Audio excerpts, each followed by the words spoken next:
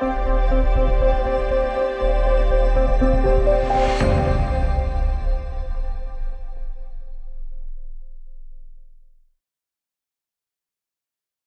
name is Rob Field, and I have a terrible admission to make.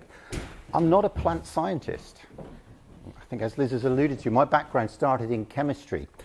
But I spent quite a lot of my life working with plants one way and another at the John Innes Centre and elsewhere.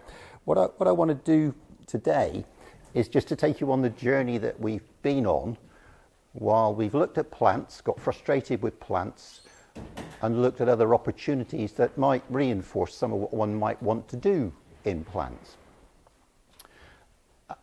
And unlike most science where you have a hypothesis and there's an expectation that you'll have lots of grant money and so on, this is really one of those kind of follow your nose kind of pieces of science. So we didn't have a clue where we were going. I've never had a grant on the majority of the work that I'll talk about. A lot of it has been done by sixth formers, summer interns and so on, rather than experienced researchers. And one of the reasons for that is, as a chemist, we were warned many times by biologists, you don't want to do that, it's too difficult. But we didn't know any better, so we did it anyway. So I'll acknowledge the brave folk that have worked with me over the years who've been prepared to do the things that many would have suggested they perhaps don't. So I'll start with the acknowledgements. I've got quite a lot to get through, but I'll try and keep it light. This is a combination of people from my lab and my collaborator David Russell and our spin-out company. The work was started in Norfolk, and I'll show you what happens, that transition from the barley fields of Norfolk into the Norfolk Broads, and a variety of things along the way. Some of the work was conducted through the John Innes Centre. I'm now based at the University of Manchester.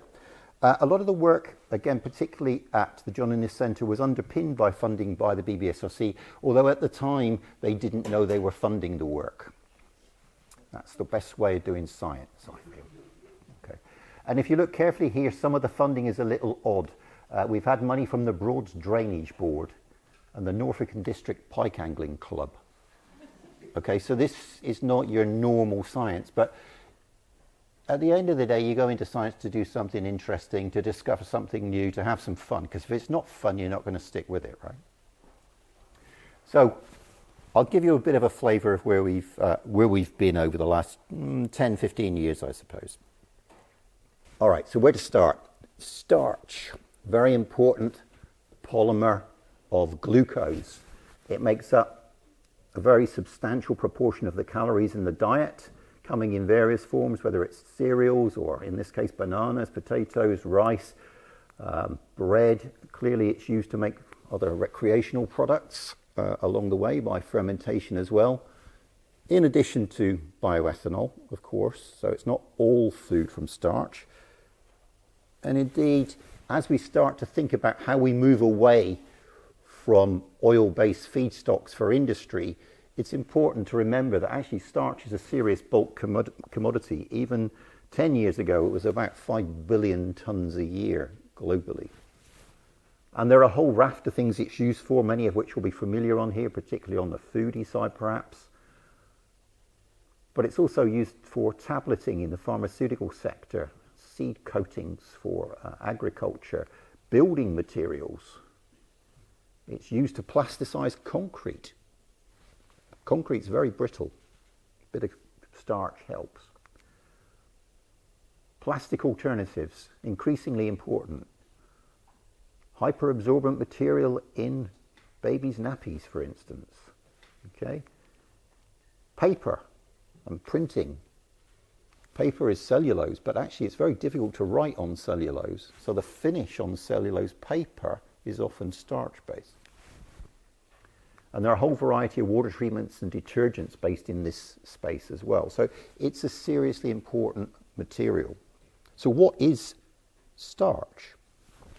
Well, it's a polymer of glucose, and it's made up of two particular types of chain, just the linear chains here with a particular linkage, which make up amylose. And then with the branch material, you have what's called a myelopectin. So it's combinations of these two in a very highly ordered manner. So when you think about a double helix, you immediately think about DNA, but double helices are actually important in starch as well. So these chains will wrap round each other into double helices.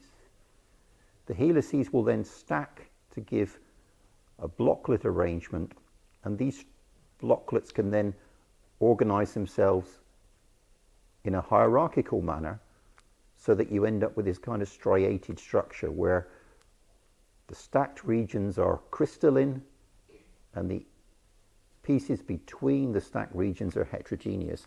So this doesn't give you a crystalline material, it gives you something that is liquid crystalline. Okay? So the properties of starch are governed by that balance of crystallinity and amorphous nature.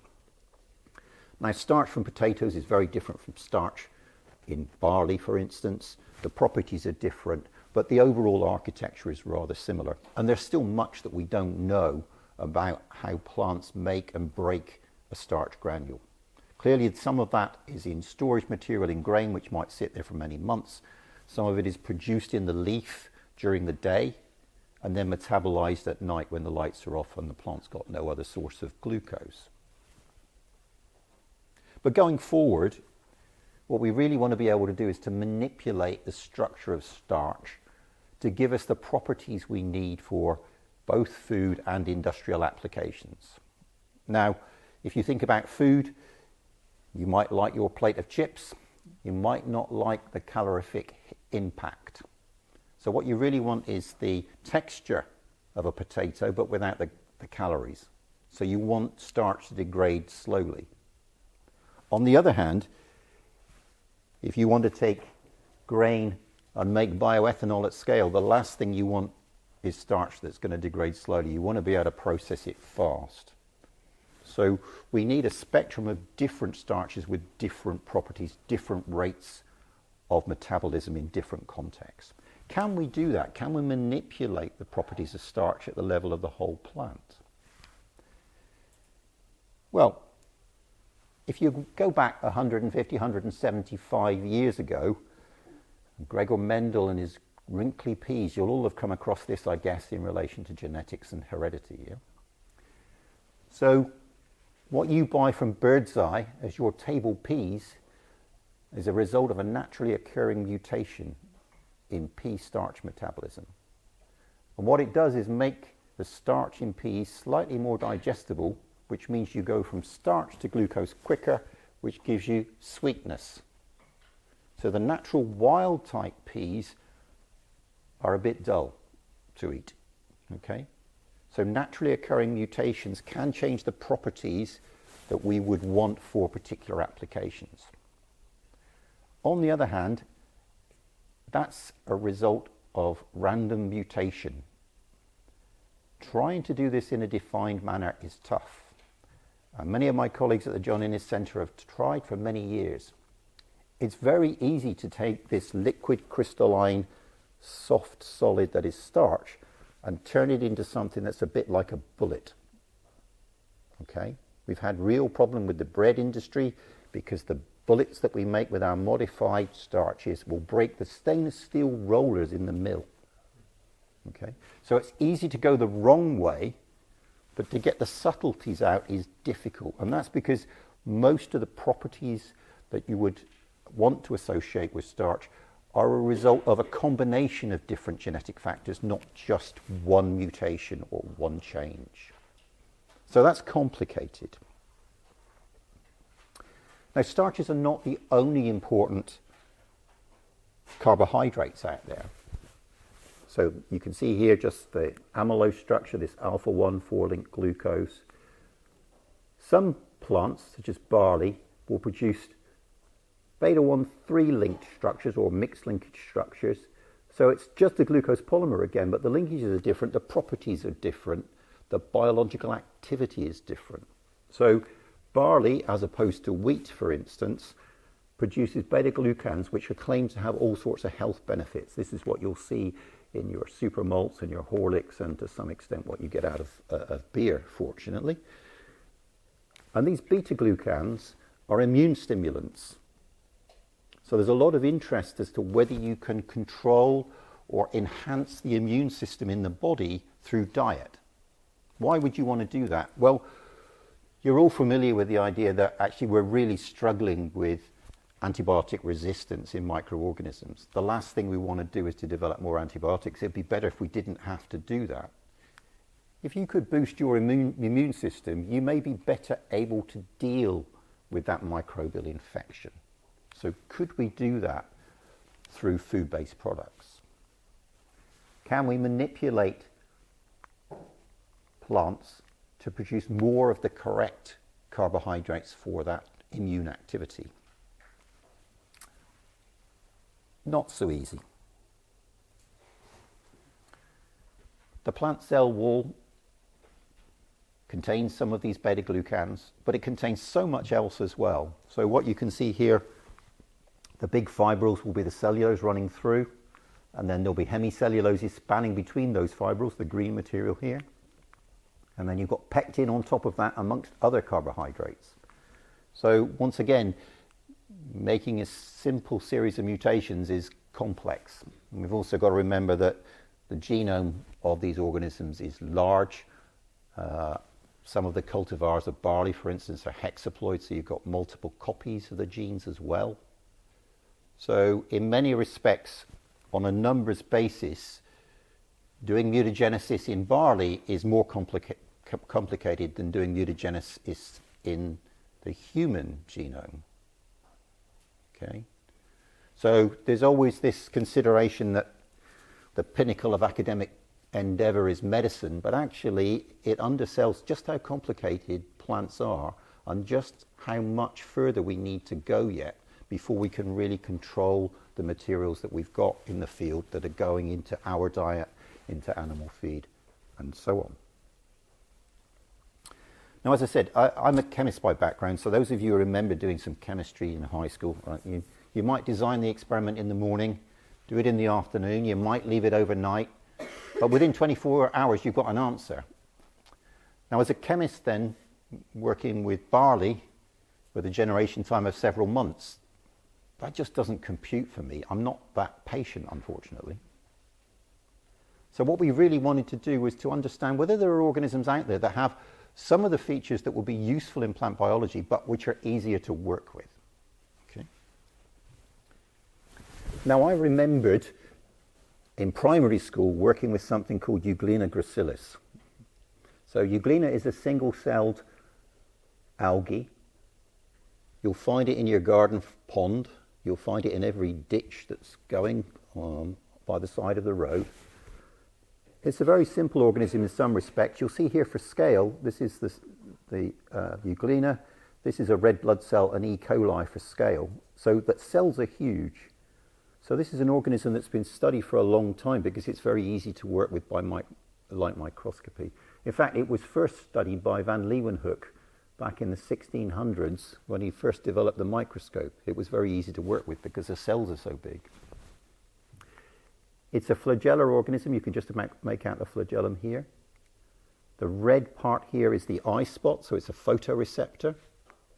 So it senses where the light is, uses the flagellum to swim towards the light, and then it has pigment here, chlorophyll, for photosynthesis, which it uses to make glucose. Now, it doesn't make starch like a plant does. It makes actually a beta-glucan storage material called paramylon. So this is a bulk beta-glucan now, not embedded in amongst a whole raft of other polysaccharides. Now, Euglena is a simple organism. You can grow it in the light, in liquid culture. You can grow it on agar. So to me, as a simple chemist, this looks a little bit like E. coli or yeast.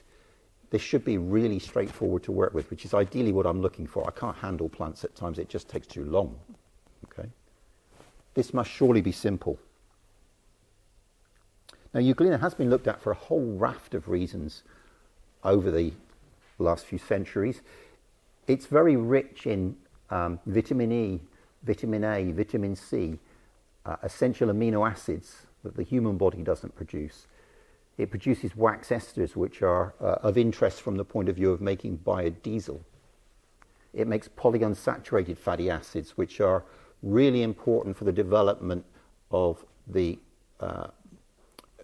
the brain and the nervous system in animals. So a lot of interest in polyunsaturated fatty acids for dietary supplements, particularly for infants. And as I've already said, this paramylon granular beta-glucan, which is what really attracted us. Can we find out how this organism makes that material?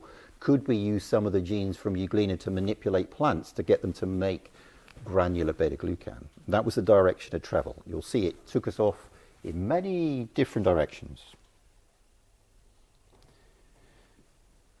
Now, Euglena has been looked at commercially. Euglena Farm in Japan, okay? They actually make biscuits out of it and pesto out of it. They do make fuels, waxes and so on for candles, and they make biodiesel out of it. So it's the ultimate in sustainability. You can either eat it or you can drive your car off it. Okay? Single-celled organism, you'll find it in your garden pond. Underexplored. Now, the algae are a strange set of organisms. There are probably many more species of algae than there are species of animal on this planet. And they range from single-celled organisms like Euglena up to seaweeds, which are 30 meters in length, multicellular, clearly. Okay? Everything you can think of in between, every color under the sun, every shape you can possibly think of, every combination of number of cells. So as a kingdom of life, or part of a kingdom of life, it's very complex. Much there to look into. So where does Euglena fit into the grand scheme of things? We have thought, well, you know, it's a green algae, isn't it? Well, not quite. So if you look here, this is just an ancestral map, if you will. So in the middle, we've got the plants here, rice, Arabidopsis, green algae, Chlamydomonas, for instance. So they diverged a few millennia ago at least. Euglena doesn't cluster with these, it clusters elsewhere. You can see here, we've got animals at the top, fungi, golden and brown algae, so seaweeds, and the diatoms up here. Again, very distant from plants and green algae. And then at the bottom, we've got the red algae and the glycophytes. Again, algae, but again, incredibly divergent from the plants, even though they're photosynthetic organisms. Euglena sits here, and its nearest neighbors are Trypanosoma brucei. For those of you who don't know what that is, it causes African sleeping sickness. It's a human blood-borne parasitic protozoan, a parasite. Okay? So at face value, this looks like a green algae. Genetically, nothing like. So very easy to get lost here, which we did well and truly. Now, Euglena is a bit of a weird one. It's very difficult to determine the number of chromosomes in Euglena because it's heavily dependent on the conditions under which you grow it. It also has an extra base in its DNA, base J. So this is thymidine with glucose attached to it. That's something it has in common with the parasites, for instance. So if you think of DNA as a long string, this is like a stopper on the string, and it prevents enzyme read-through. And it's really importantly tied up with which genes are switched on and which ones are switched off at any one time. Now that's really important for a blood-borne parasite because it's subject to insult from the immune system in the body.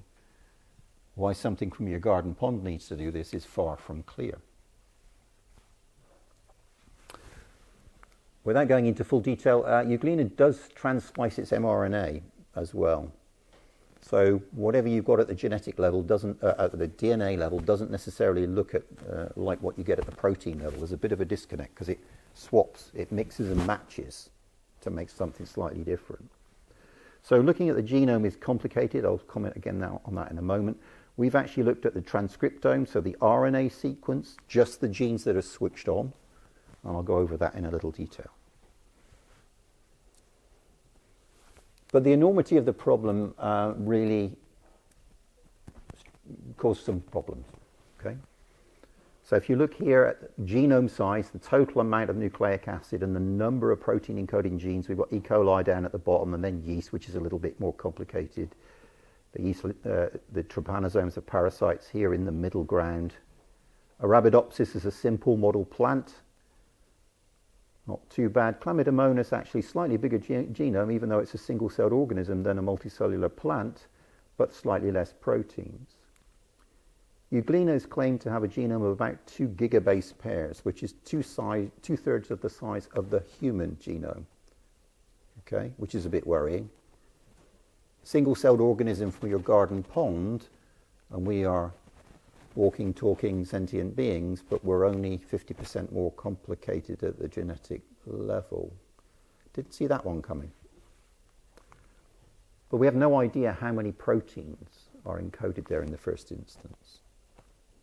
So as I've already said, the genome is difficult, DNA is difficult. We've sequenced the transcriptome. So Euglena is so-called mixotrophic. If you put it in the light and feed it will photosynthesize and grow quite happily. If you put it in the dark and feed it sugar, it will grow quite happily.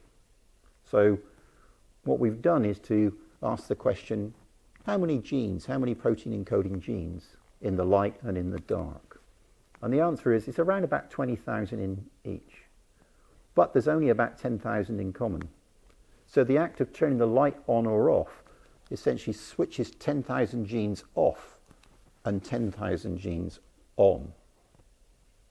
So it's almost as though you've got two completely different organisms living in the same chassis, and it just depends on the growth conditions. So of the 32,000 unique protein encoding genes, which is more than you find in humans, about 60% don't match anything from any other organism. So this is true dark matter. We've no idea what these genes encode and how this relates to biochemistry and biology. Of the 40% that we can get some idea of function for, the best matches are from all of the different kingdoms of life. So it's almost as though this organism has sampled everything that it possibly can that other kingdoms have fined down on, but it's kept this enormous capacity. So the idea of Darwinian evolution, survival of the fittest, you get rid of anything you don't need, not so much. Euglena seems to have this massive capacity. So, but if you think about it, it's a single-celled organism out in the environment. It can't get up and run away like an animal. It's got to deal with whatever nature throws at it. And it seems to have retained a huge genetic capacity to deal with different environmental challenges. So as such, it has a huge capacity for biochemistry, which from a biotechnology point of view is potentially very interesting because there's lots of chemistry going on in there that we could exploit if we could only understand what these genes actually do. Now, in relation to carbohydrates and what we were actually going looking for, these beta-glucans, what I've done here is to map out glycosyl transferase gene numbers, so across a number of different classes of organisms. So these are the enzymes that make sugar-sugar linkages. And glycosyl hydrolases, these are the enzymes that break sugar linkages. Okay. So this is the number of copies in different classes of organism. Up here at the top right, you've got the plants. They make a lot of sugars, as I showed you already. And in order to grow and develop, they also metabolize a lot of sugars. So they have a huge repertoire of carbohydrate active enzymes. Down here below the line, we've got the wood-rotting fungi. They have a high capacity to chew up sugars, but a much lower capacity to make them in the first place. That's just a function of their biology. The orange dots down here are the parasitic protozoa, the trypanosomes, relatively modest levels of glycoscience. This is Euglena right here, so 220 transferases, 140 hydrolases. This one here is us, humans. So the carbohydrate biology of this single-celled organism appears to be on a comparable level to what you or I would do, which again is perhaps a little disturbing. So you never quite know what you're going to find out there. So what about our beta-glucans? Where can we get to with that? Well, through comparing gene sequences, we can identify many potential candidates that could be relevant in this space, but Euglena seems to never knowingly have one copy of a gene when it can have 12 or 20. So we've got far too much to do here to figure out exactly what's what. We latched on to one at the very end of the pathway here, a phosphorylase enzyme that will take the beta-glucans down to glucose 1-phosphate in the presence of inorganic phosphate. Now that enzyme activity has been characterized back in the 1960s, but the protein had never been identified. The disturbing thing is that the enzymes that have been characterized in this space are from bacteria, and they belong to a particular glycosyl hydrolase family, 94, and there are no candidates in our sequences for that class of enzyme. So that threw us a bit, because we know the enzyme activity is there, but clearly it's being done by something that doesn't look like the other sequences that are out there. In the end, what we've had to do is to use the GH94 sequences from bacteria as queries against transcriptome data from a very different algae, Ochromonas, and that gave us 3 hits. We've used those 3 hits to interrogate the sequences from Euglena, and that's given us 4 hits. If we look at the sequence similarities then, if we go from bacterial to Euglena, we pick up nothing. They simply don't look like each other. It's about 20% identity between the bacteria and the Ochromonas, 20% between the Ochromonas and the Euglena. So we've had to jump around a bit with the bioinformatics to get any clues where to start in this space. We have actually gone through, again without going through all the detail, and looked at the structures of some of these enzymes. So this is the bacterial enzyme at the top. It's kind of bowl-shaped, if you will, and the substrate sits in the middle. This one is actually, this is a bacterial sequence, but from a thermophile that's very similar to the Euglena sequence. It's just easier to work with. It's the same kind of structure, but with a couple of extra domains. And what those domains do is just open up the structure. Okay? So there's no sequence identity between those proteins, but the overall structure looks very similar, yet they work on completely different substrates. Not different in composition, but just different in chain length. So the bacterial sequence, the Ochromonas sequence, the Euglena sequence, they all work on beta-glucans, but some of them are very short and some of them are long, and there's no crossover between the two. So you can't tell much from a gene sequence. You can't tell much from a protein crystal structure. You do need to go to the biochemistry to understand exactly what's going on. And just for completeness, we now have enzymes that will allow us to make these beta-glucan sequences, and we're looking to put some of those genes back into plants to try and enhance the level of these immune stimulant beta-glucans. Now, when you sequence a genome, you sequence a transcriptome, you end up with a lot more information than what you're looking for.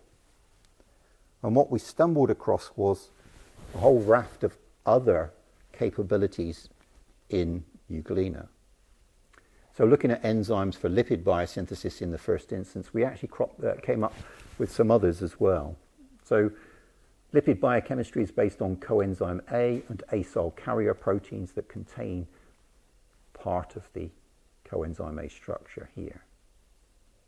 And what happens with these systems is that substrate is loaded onto the sulfur here, onto the thiol, and then it's presented across this multi-modular machine to do carbon chain extension and then processing of the chain to give you a fatty acid, or indeed a polyketide natural product. And something very similar will also make peptides, but not peptides that are encoded by the genome directly. So we could identify 20 plus examples of genes in Euglena for polyketide and non-ribosomal peptides. Okay? Neither of these classes of molecule are precedented in this type of organism at all, so we have no idea what these proteins actually make. So back to bioinformatics. Now, as a chemist who is not particularly computer savvy, I resorted to coercion in this particular instance, coercion of my son, Chris, who was 16 at the time, and kicking around in the lab one summer and needing something to do. Now, he spends most of his life playing computer games, so he's more adept at handling a computer than I am. So we just gave him the sequences and asked him to see whether he could figure out whether any other organisms have similar sequences, gene sequences, and if they do, what natural products do they make? And what came out of that, from blast sequence alignments, from a 16-year-old, knows nothing about biology at all, these are the top hits for the natural products that come out. Now, you don't need to understand the chemical structure here to realize they've all got rings, and they're all quite greasy. Okay? This one down the bottom is quite interesting. So when you have an aromatic ring with two hydroxyl groups on it, it's called a catechol, and that's normally associated with binding of metal ions. Now, one of the limiting factors for any organism living in water is phosphate, and the other is iron. So the prediction then is that Euglena will make a lipophilic cyclic peptide that might bind to iron. Schoolboy experiment, Euglena grown on agar in the presence of an iron chromophore. This is the Euglena, it rounds up on agar. The white halo here shows that Euglena is hoovering up the iron so that it's not staining in the agar anymore. So experimentally this makes some kind of sense. So that's schoolboy bioinformatics, if you will, and a prediction.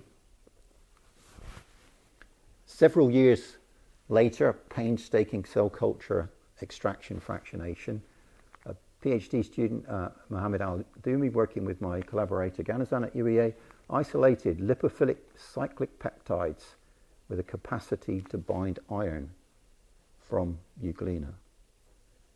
So don't always look to the great and the good for the answers. Sometimes you have to look down, even prepared to rely on those who are much less experienced. So which is quite a lesson. Another bizarre thing, this is coming from Euglena, a single-celled algae. Okay, very, very similar structures are produced by C. elegans, which is a microscopic worm. Completely different kingdom of life. So there seems to be some convergent evolution around these type of molecules. It turns out they are in fact antifungal agents. Mechanism of action unknown at the moment, but we're working towards that. So much for a photosynthetic equivalent of E. coli or yeast. It's a good deal more complicated than that, and in fact probably more complicated than some plants. We would have been warned off this many times, but we didn't know any better, so we just carried on. Okay? But it can get a bit tough at times. So what are you going to do?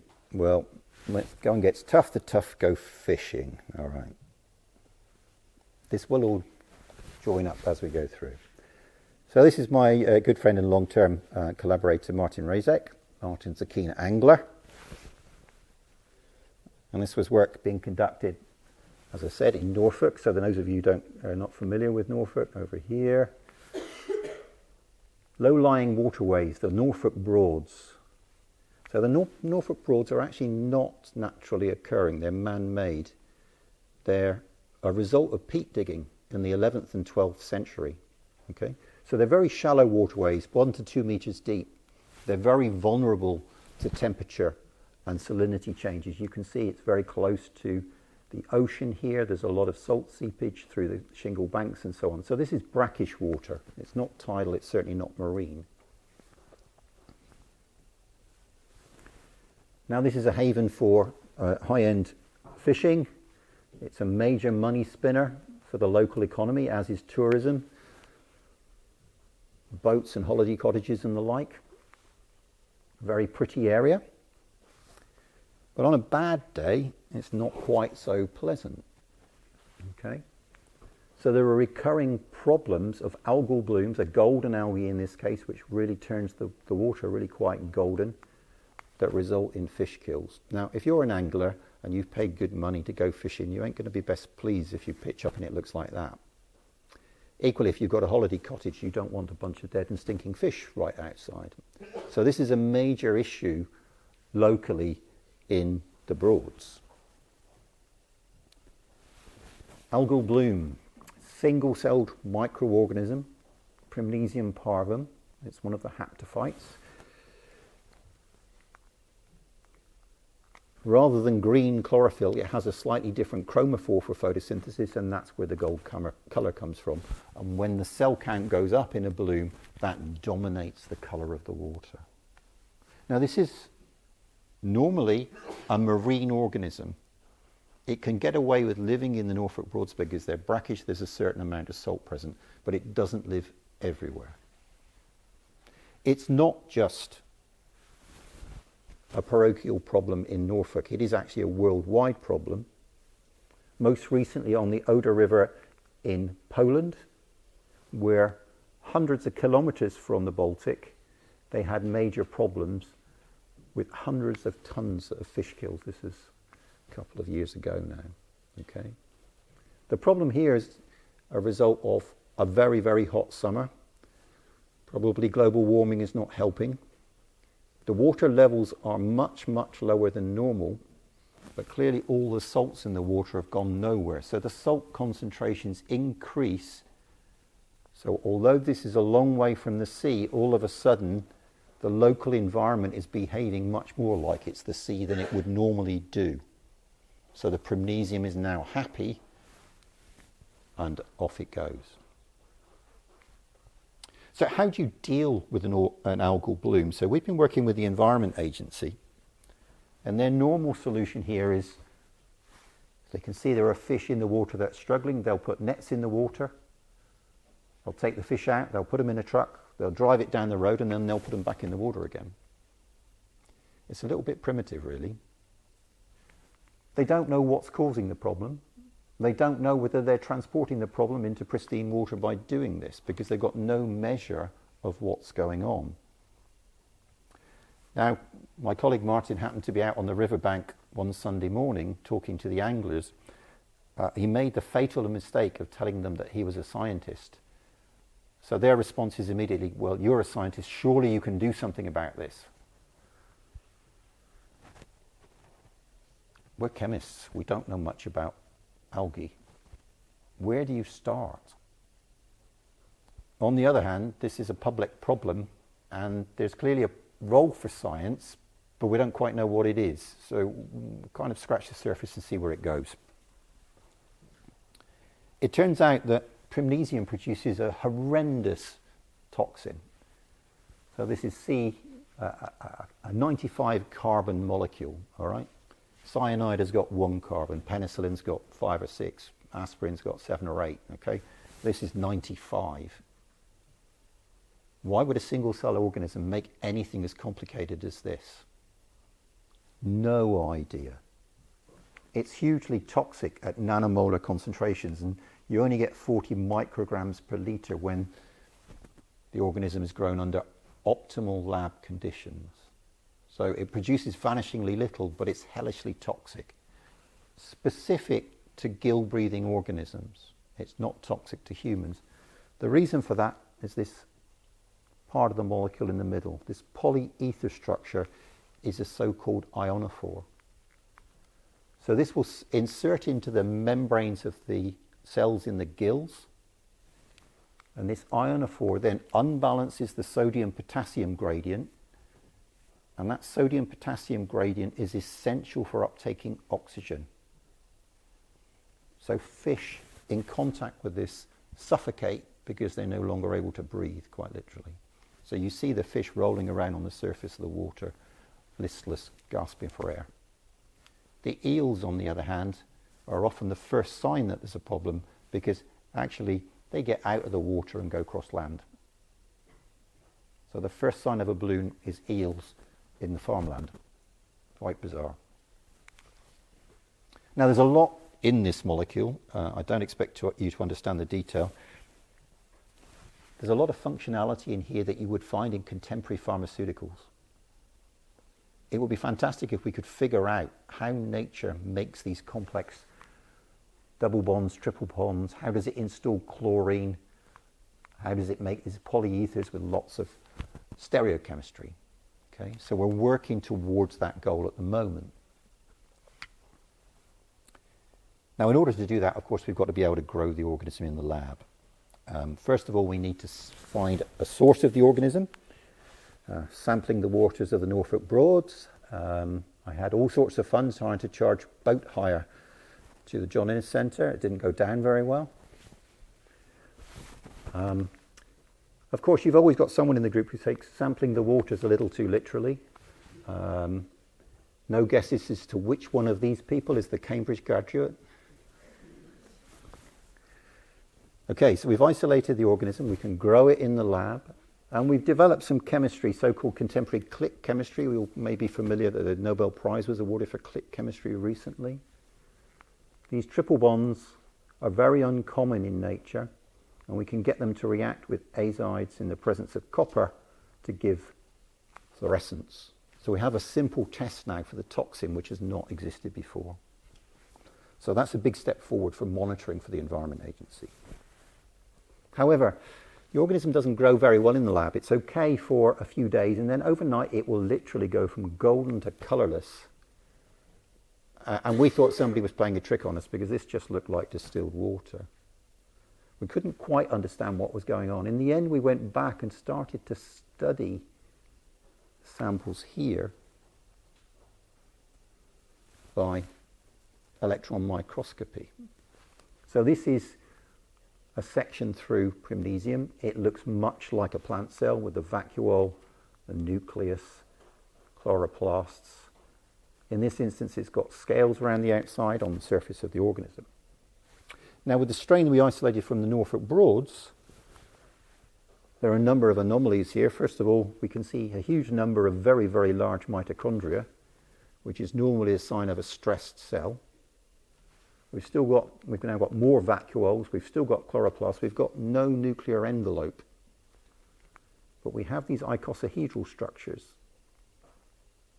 And again, this is the virtue of multidisciplinarity. I happened to be sharing a lab with a plant virologist at the time, so it became evident that this is actually a virus. So viruses infect algae. Who knew? So we isolated the virus. It was just a particular size. It was convenient. 200 nanometers in size, just to give you a flavour of that. So rhinovirus, which causes cold, is about 30 nanometers. HIV a bit bigger, flu a bit bigger. These viruses are really physically very large, not as large as Ebola, which is filamentous. And as you do, we then sequence the genome of this virus. And that, again, became disturbing because the viruses, on the whole, have very small genomes, lean and mean. They're not independent, free-living organisms. They cannot replicate autonomously. They use the host machinery to replicate. But this virus codes 330 proteins. Okay? Half of them don't look like anything in any other organism. Again, we seem to be getting caught with this on a regular basis. Of those we can annotate, there's about 80 involved in DNA biochemistry. So this virus is hoovering up the capacity to replicate nucleic acid. It's not living, but it clearly wants to be.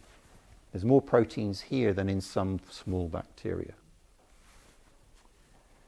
We tended to look at the carbohydrate biology, and out popped sequences for hemagglutinin and neuraminidase.